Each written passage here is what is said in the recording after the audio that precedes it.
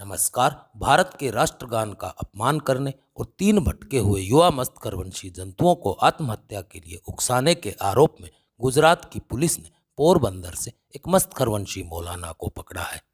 यह पूरा घटनाक्रम प्रारंभ होता है इस मौलाना के एक ध्वनि संदेश के द्रुत प्रचारण से, जिसमें यह सड़ियल झोंपड़ी का उत्पाद प्रतीत होने वाला मस्तकरवंशी मौलाना युवा मस्तकरवंशी जंतुओं को राष्ट्रीय ध्वज को नमन न करने और राष्ट्रगान का गायन न करने के लिए उकसा रहा है।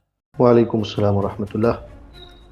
मोहतरम, आपने ये सवाल किया है कि 26 जनवरी को झंडा लहराते हैं और सल्यूट करते हैं, ये करना कैसा है। तो मोहतरम जनाब, जहाँ तक झंडा लहराने की बात है तो लहरा सकते हैं। ये एक कौमी निशान है और एक देश की पहचान है, लिहाजा उसको लहराने में कोई हर्ज नहीं है। अलबत्ता सल्यूट वगैरह नहीं करना चाहिए। झंडा लहराएं और अपनी देश वतन परस्ती का इजहार करें और सल्यूट वगैरह नहीं करना चाहिए। मोहतरम जनाब, आपने ये सवाल किया है कि राष्ट्रीय गीत जनगण मनगढ़ मुसलमान इसको पढ़ सकते हैं या नहीं।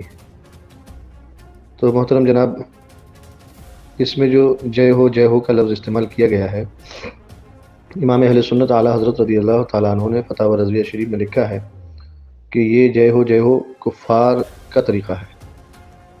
तो अब इसमें ये लफ्ज़ भी है। इसी तरीके से भारत भाग्य विधाता, ये 2 चीज़ों को लेकर उलमा इकराम ने मना किया है कि मुसलमान इसको ना पढ़ें। जैसे ही मौलाना के इस ध्वनि संदेश का द्रुत प्रचारण सामाजिक माध्यमों पर होता है तो 3 दिन से भटके हुए नवयुवा मस्तकरवंशियों के मन में इस संदेश को लेकर कुछ शंका उत्पन्न होती है। भारत की मानव सभ्यता से प्रभावित होकर दीन से भटके हुए ये नौजवान अपनी शंका का समाधान करने के लिए तुरंत इस राष्ट्रद्रोही मौलाना के समक्ष जा पहुंचते हैं और राष्ट्रगीत और राष्ट्रीय ध्वज के अपमान को लेकर उनका मौलाना से मौखिक वाद विवाद प्रारंभ हो जाता है।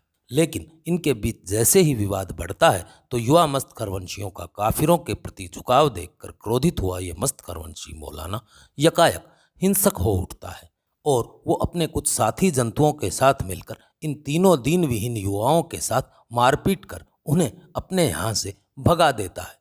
मौलाना के हाथों पिटकर आए ये तीनों युवा मस्तकरवंशी इस घटना के उपरांत स्वयं को इतना अधिक अपमानित अनुभव करते हैं कि वो तीनों आत्महत्या कर अपने मल्लिच्छ शरीर को त्याग देने का प्रयास कर डालते हैं। आत्महत्या करने में असफल रहे तीनों जंतुओं के विषय में जब गुजरात पुलिस को जानकारी प्राप्त होती है तो गुजरात पुलिस भी अपनी कर्तव्य निष्ठा का परिचय देते हुए तुरंत इस राष्ट्रद्रोही मौलाना को उसके जंतु निवास से ही उठा लाती है।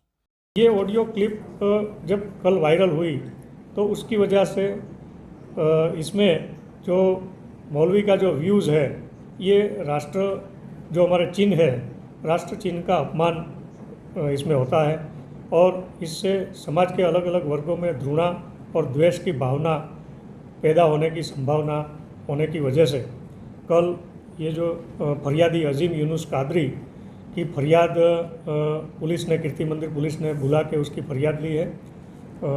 इसमें मौलवी के सामने हमने prevention of insult to national honour act की कलम 2 और 3 और आईपीसी कलम 153, 153 ए बी और 505 और 5051 के तहत गुना रजिस्टर किया है और जो एक्यूज मौलवी है उसको आज हमने राउंड अप कर लिया है और उसका इंट्रोगेशन चल रहा है। 3 मस्तकरवंशियों में इस प्रकार से यकायक राष्ट्र प्रेम कैसे जागृत हुआ, यह जानने के लिए तो विशेषज्ञों का एक दल अनुसंधान में जुटा हुआ है, परंतु गुजरात पुलिस ने अपने दायित्वों का पालन करते हुए इस राष्ट्रद्रोही मस्तकरवंशी मौलाना की गंडतुड़ाई की प्रक्रिया प्रारंभ कर दी है। आशा है गुजरात पुलिस की गंडतुड़ाई की प्रक्रिया पूर्ण होने के उपरांत काली बोरीधारी गश्ती के जाए इस मस्तकरवंशी गंडजाहिल को डंडे और झंडे का महत्व समझ आ जाएगा। इस विषय पर आप भी अपने विचार संदेश पट्टिका पर अवश्य प्रेषित करें। इस चलचित्र को यहीं समाप्त कर देते हैं। शीघ्र ही मिलते हैं एक नए चलचित्र में। तब तक के लिए सबको बम बम।